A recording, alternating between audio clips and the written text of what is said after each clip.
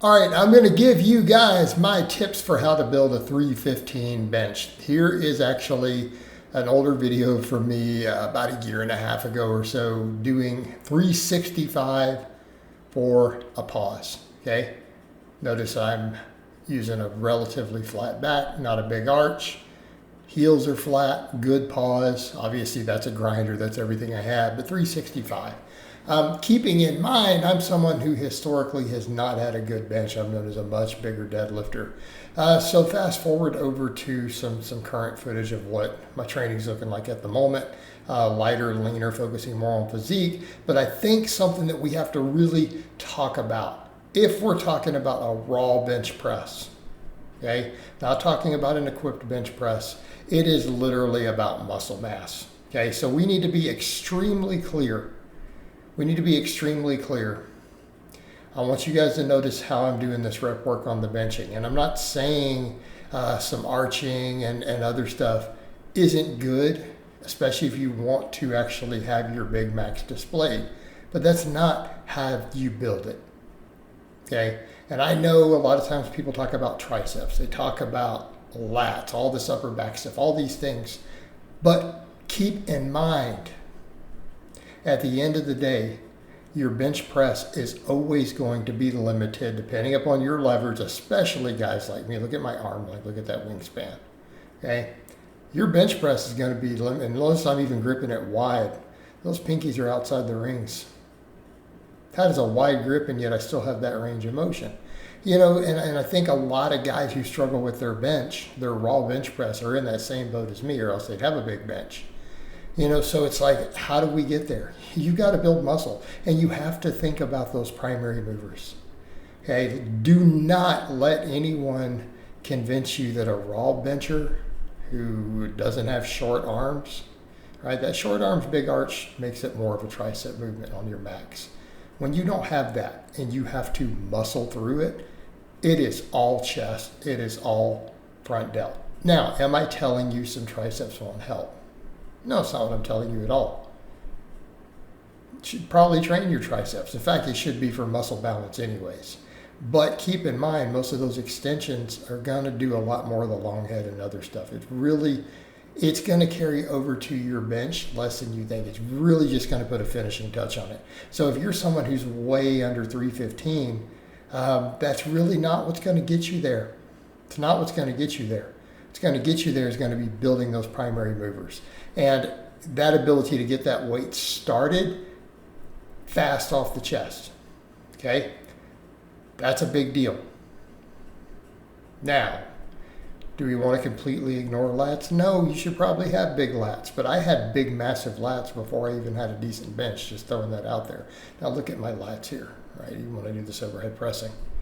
All right, but what do you see me doing for the most part here for training? It's going to kind of tell you what's going to build your raw bench the most, besides gaining weight, but I don't think people should bulk up that, right? I tell people you should stay leaner, get leaner, be leaner year round. So eating your way to a bigger bench, not an option if you care about your physique or your health. So we're back over to you have to just gain muscle, and you've got to think about where do you need to gain it, all right? So pause benching, kind of a big deal. I think you should do a lot of wide grip benching. I think you should do a lot of flat back benching. Get your chest big and thick. Okay? Get your chest big and thick. Bench with a pause, bench with a flat back, bench wide grip. Do a lot of it that way. Not saying you need to do all of it that way. It would behoove you to do a lot of it. All right, then you have to really think about, especially once you start arching later, where do we tend to miss right off the chest? Where do most raw benchers miss once they arch? A few inches off the chest.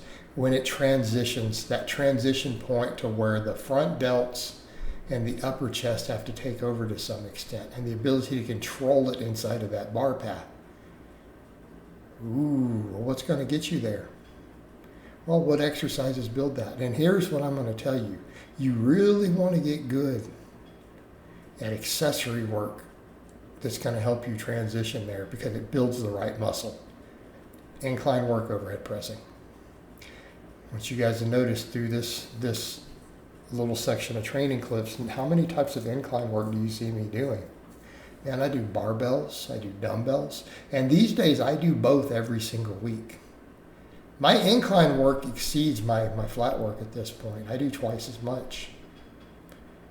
I do all my flat work with a wide grip. Now again, notice here there is a casual arch on this one, and I'm a little closer grip, okay? Trying to get the most leverages for me, right? Maximizing those leverages. But when you're trying to build it up, notice I go a little wider. Notice I go completely flat back. Build that chest.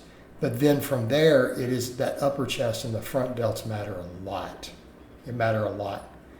And I'm not even telling you you need to do tons and tons of heavy stuff. I mean, I think there you see me do usually 6 to 8 reps, 225 on that incline, all right?